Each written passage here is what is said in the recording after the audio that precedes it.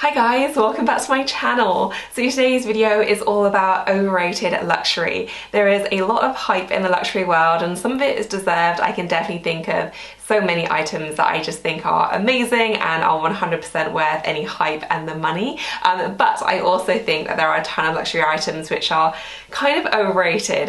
So I thought I'd compile this list. This is definitely not meant to be super comprehensive. These are all items that I've had direct experience of though. So obviously I can't speak to items that I haven't had experience of. So these items are either things that I own and still do currently own, things that I own and then have sold on, or otherwise items that I bought and then returned because again I just didn't get it. So I hope you guys enjoy this and let's get started.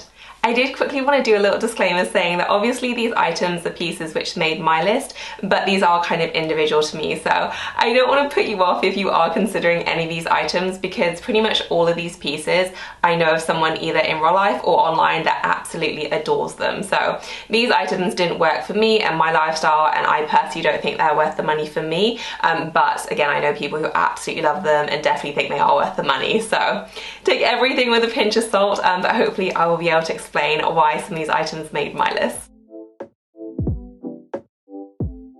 First up are Christian Louboutins, and it's taken me a really long time to come to terms with this because I love the idea of Louboutins. I think they are so chic and iconic and glamorous, and the shoes always look so amazing online. But I have come to realize that these shoes, generally speaking for me, are better or more suited to looking pretty on a shelf than actually on my feet, because they're just not that comfortable. And it's not a big secret that Louboutins aren't particularly comfortable. In fact, I'd say they're kind of one of the features of the shoe.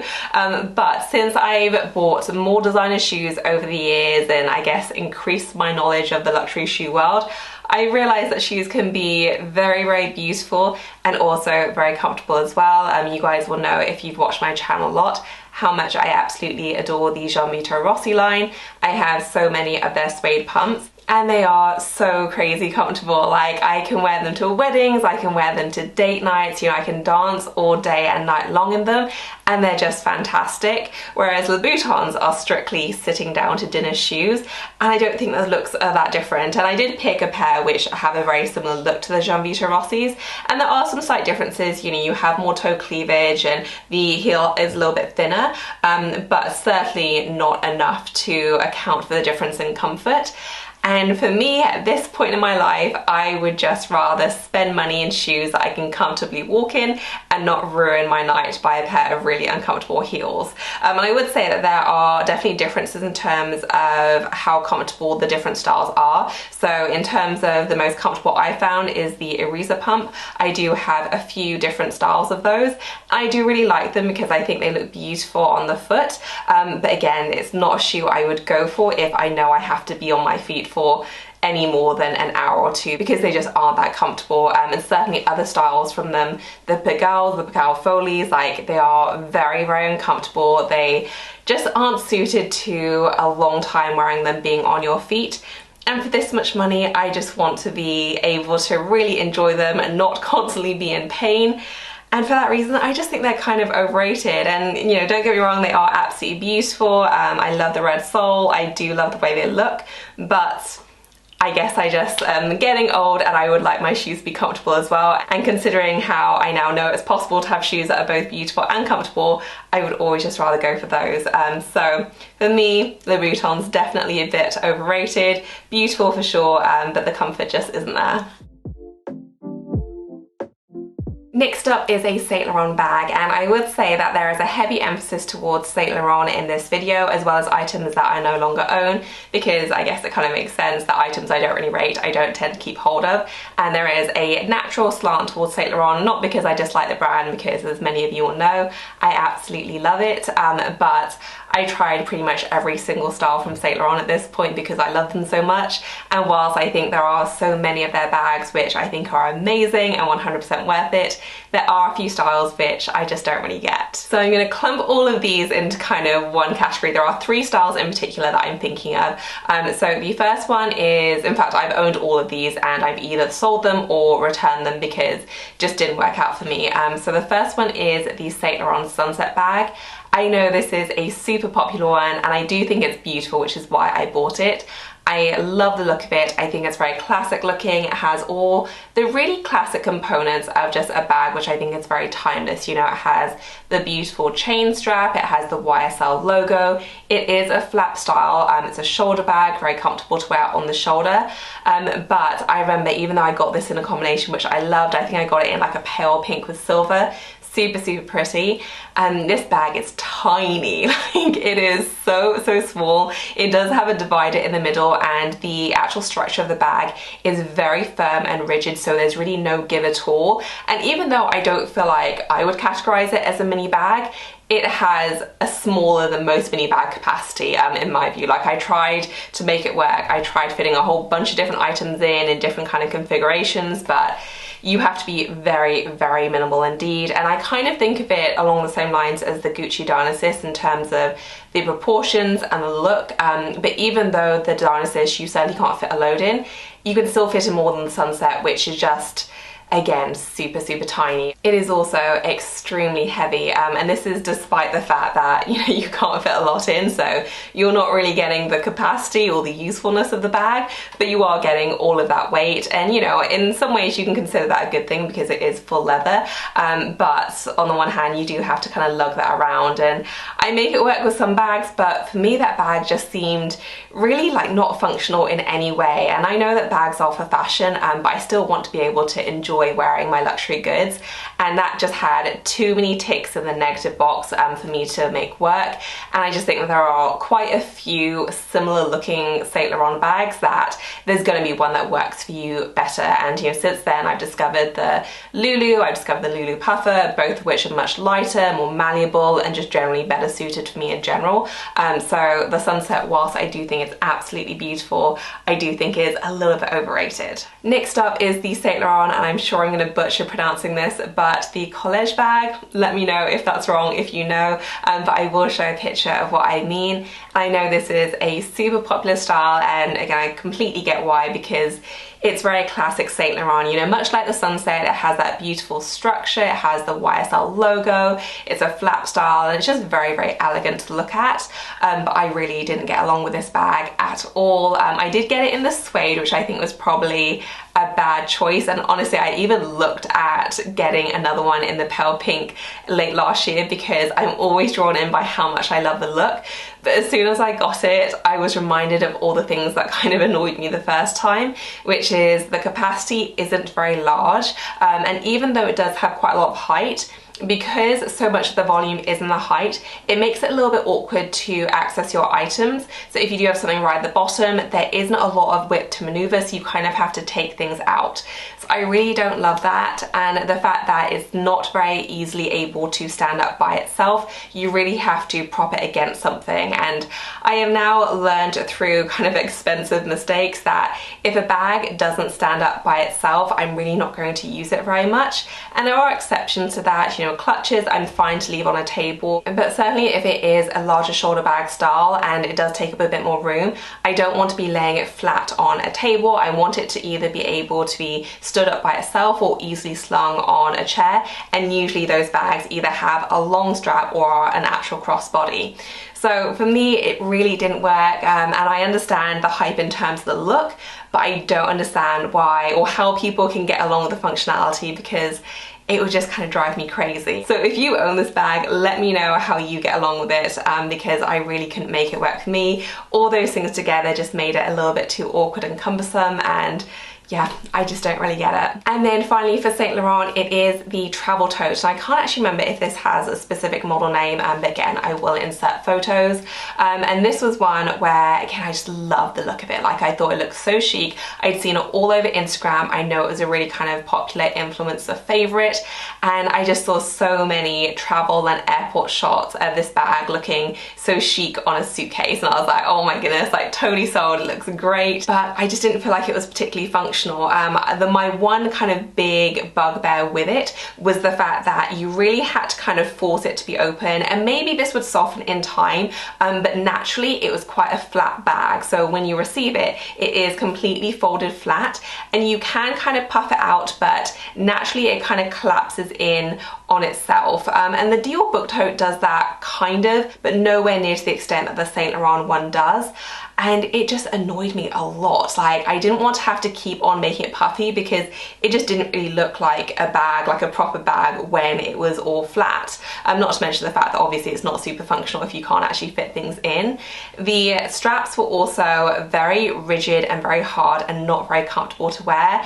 And then also Dan just kept making comments about how it looked like a shopping bag, which I'm not gonna lie, it absolutely contributed to ruining the bag for me. But that is something very particular to me, obviously. But apart from Dan's comments, I'd say the functionality just wasn't there for a bag its size, and it was also kind of surprisingly heavy as well for a canvas style. And I compare it now to bags of a similar kind of style which I now own and kind of still own and love, and I just think there's a world of difference. You know, my Chloe Woody tote I do think of as quite similar, my Dior book tote again quite similar in terms of the size and shape and structure, and I just prefer those all day long. The Saint Laurent one just really didn't last very long in my collection and is one of those bags that I really wanted to love and I wanted to kind of buy into the hype, but for me I just didn't really get it.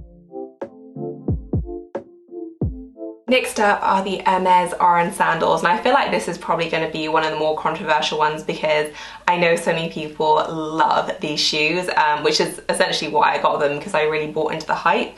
But I just don't really love these that much. Like, I have worn them a little bit, as you can see, but I don't find them particularly comfortable. I don't find them particularly flattering, and I just have other sandals that I like a lot more. And I don't really know what it is specifically about them, but yeah, like I wore these for a summer, and then after really trying to make them work, because they certainly aren't cheap, you know, nothing from Hermes is, I really just abandoned them, and then I've never really looked back. And I do see them in the corner of my closet and think I should really, you know, break those out again and get some more use out of them. But I have so many much cheaper sandals, like from Sam Edelman, that I prefer way more. They are much more functional and comfortable. I feel like they go with more things, and yeah, I just don't get it. I do think in general I prefer more straps and more security around my foot. My favorite kind of sandal is more like a T-bar sandal, so I didn't love the fact this was really a slide, and come to think of it, I think these are pretty much my only slides, so maybe it is just the style for me.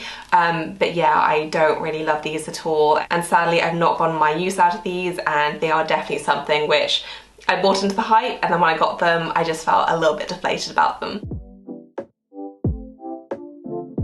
Next up is a clothing one, and it is the Balmain blazer, and this is such an iconic piece, and you know, I absolutely love my blazers. I have many different blazers in my wardrobe at every price point really, and this was kind of the ultimate blazer, and I did get it at a little bit of a discount, but I had very high expectations because it was so hyped and because it was so expensive.